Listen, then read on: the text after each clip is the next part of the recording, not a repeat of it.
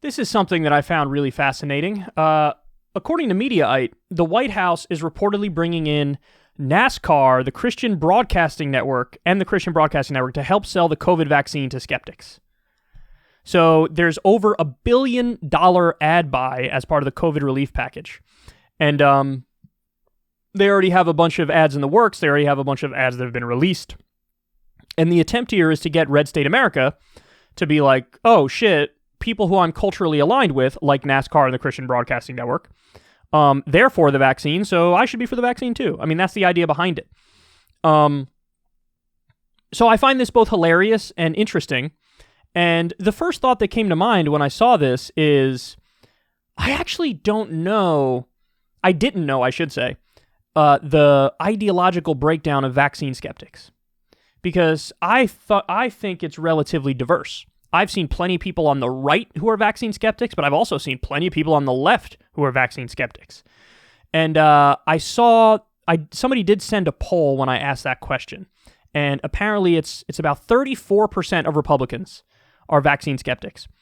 30% of independents are vaccine skeptics, and about 10% of Democrats are vaccine skeptics. So yes, it does lean more in a right-wing direction, but not by much.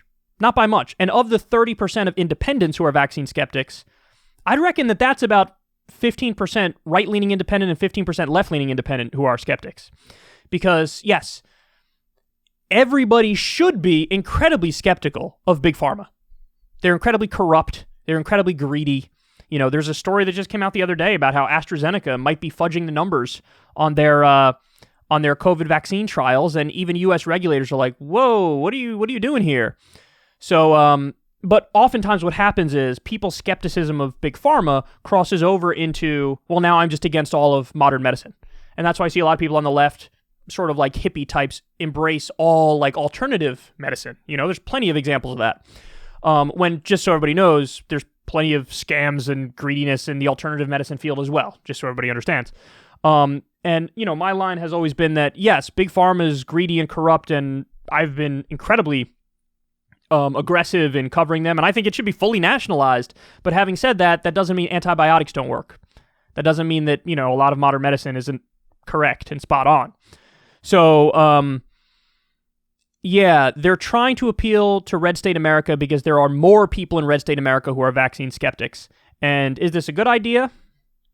I think so. I actually think it is kind of a good idea. If it helps even one more person get the vaccine, then it's money well spent. And my guess is it'll get more than one person to get the vaccine. There's probably a decent number of people who will get the vaccine if they feel like, you know, it truly will save my life. And if it makes them feel more comfortable to be shown that culturally people who are with you are doing this, I see no downside.